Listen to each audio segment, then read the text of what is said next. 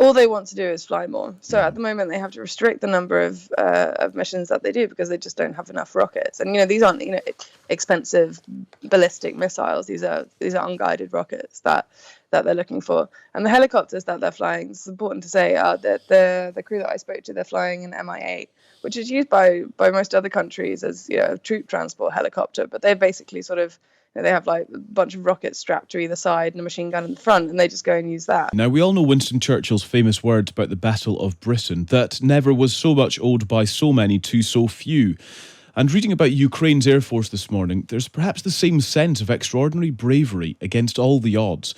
In fact, one major told the Sunday Times' correspondent Louise Callaghan that he and his colleagues have iron, backsides. Louise joins us now from Dnipro. Louise, good morning.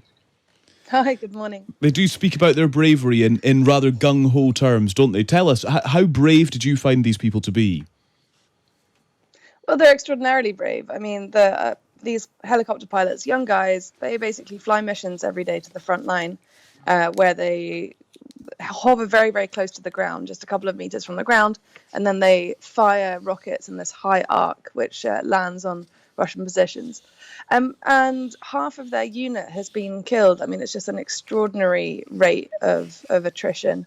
They know every day that they could die. So do all the soldiers on Ukraine's front lines. But these guys, the risk that they're taking are just absurd. Mm.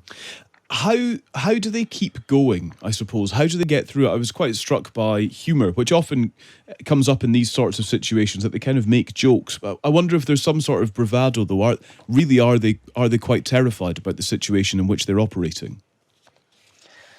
Well, I think that, of course, humour is an incredible coping mechanism. They were telling me that when they're flying low over the countryside, then people wave to them, and some women even bare their breasts at them when they fly over, and then so they just kind of distract themselves by however they can. And they were saying they were flying low over no man's land a while ago, and they threw down a bottle of cognac to a guy who was waving at them.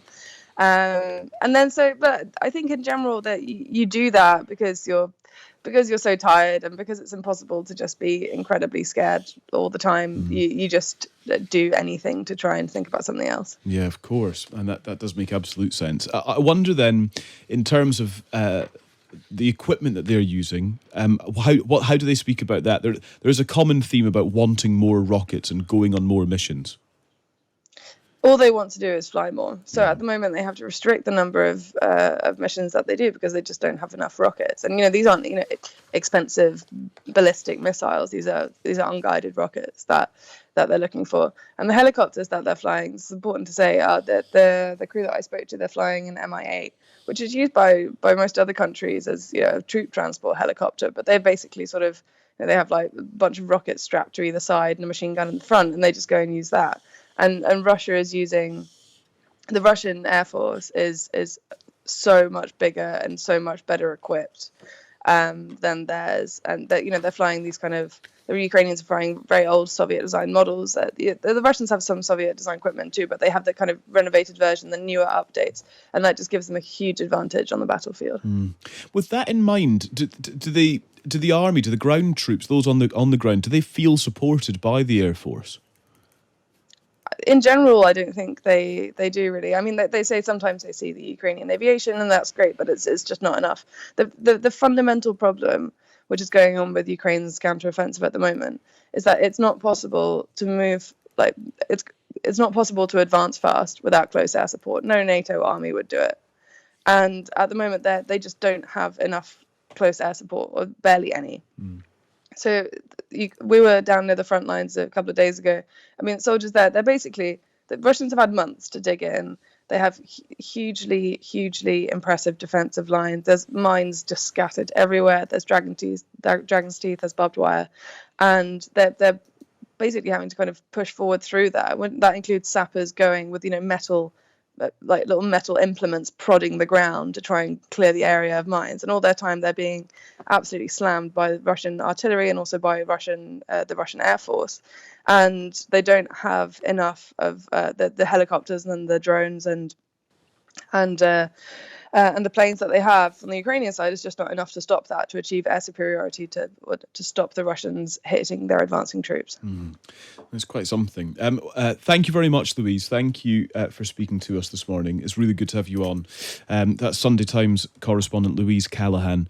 And the amazing reporting from Louise is in the Sunday Times for you today. As I say, the headline on it is Outnumbered with outdated kit, a day with Ukraine's helicopter pilots.